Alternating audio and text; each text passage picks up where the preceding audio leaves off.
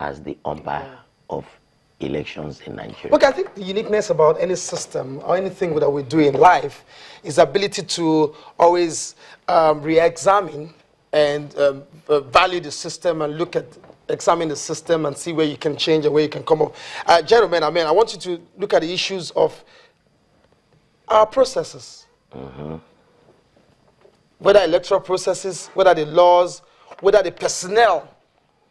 Because everything seems to come together to add to, culminate into who becomes really the winner. Because if for any reason in a state there has a riverine area and materials can get there on time, that riverine area could also be the stronghold of a particular candidate. So it is too. So let me ask this question. I still go back to my question. If the candidate in this instance you're drawing, was your candidate and he won that election, or he was announced to have won the election, and that election is being contested, what would you rather have in terms of how the process should go? Wouldn't it be pleasing to you that... it will definitely please them. That the process of the legal process that grinds so slowly in this country will be, you appreciate if it plays out in your case? In his favor. I am one person. Okay. That believes... When I say you, institutions you represent... The institution that we represent. Yeah. We believe that coming to this age, we should bring those systems in this country that is fair to all. Fair to all. That's why we are talking about tribunals. Because the system is not fair to all. The system is being corrupted. So, if my own person or the group I belong to had won that election, we would have won it free and square. If you have any reason to think that it was not free and fair, you go to the tribunal. You go to the tribunal. And then when you go and you get delayed also. There's no. Lawyer, you should tell us now that as far as these things are concerned, there are time limits. Yeah, but there's just mention of one that lasted for 4 years. Oh, that one. Right? Yes. That one. Please. No. That one was a factor of what money cannot do, more money can do. I don't want to understand this thing you're saying. Let me bring this to your notice. Section, election petition, electoral matters as it is provided for under the law. It's, like I said, it is sui generis. It is a procedure of its own. Now, it is run by time. First of all, the provisions of the law stipulated when you can bring election petition. That is not happening. No. 14 days. Yeah.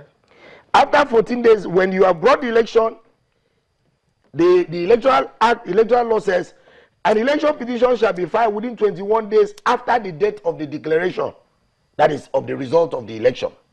Now, another one, subsection 2, says an election tribunal shall deliver its judgment in writing within 180 days. Judgment? Yes. Judgment from the time that you file. It must be 180 days. If the tribunal delivers its judgment and it's not favorable to anybody, the law also provides that you are entitled to go to appeal. You go up. And when you go to appeal court must deliver its judgment within 90 days. Now, if you look at from what I'm saying, sir, hold on. If you look at from what I'm saying, 21 days, 14, 21, 180, and 90 days. You find out that all this time you're going to waste, you want to resources, you have to move materials from INEC in like you said, in Uyo or the state that it's concerned, materials, human resources, personnel, transportation, you have to move them. So I believe that we should look at either making sure that election petitions, election materials, or grievances that accrue from elections are resolved before Okay. a person is sworn in. Why? Barrister, So that the taxpayers' court will not, the taxpayers' money will not be affected. That is not the issue we have now. All these things are not as you are saying it. Yeah, well, that's the reason why he's thinking that he's saying that we should have alternative. Why do we go to the tribunal? Why? No, why must elections should it always end at the tribunal? up? Election is a process. Every election is a process. It starts from we all know that those processes. Those processes, we don't want to rehash those processes. Okay, now. But if you look at the issue of time, which he has raised, issue of time and resources, yes. Does it make any economical sense going to the tribunal? Okay, does it make any sense going to the tribunal? We cannot, when you talk about justice... Tribunal as an institution, if may use...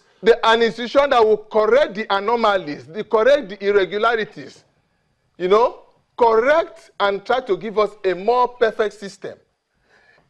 Tribunals are there to resolve all these things in order to make the people have faith in the system.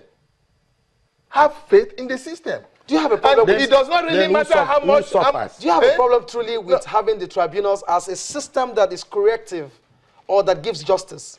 Of course, without prejudice to the fact that the law has allowed for a tribunal to be set up. You know, the law allowed a tribunal to be set up because of human failing. The law has allowed the tribunal to be set up because of human failing. Because humans can also fail at the tribunal. Where there are grievances, and unbiased should be able to decide, which is the tribunal and the court. So without prejudice to that. But what we are saying is that the country, it is time that the country make a provisions from the Electoral Act, so that you don't swear these people in before the conclusions of the tribunal. If I consider your gesticulation on your face, I can see right now you're really pained. I'm going to allow you to ventilate that when we come back from a short break. We'll be back from a short break. Remember, this is Face Off, and what we are looking at is, should all our election results go to the tribunals for us to have results or have people who are happy with results? Stay tuned.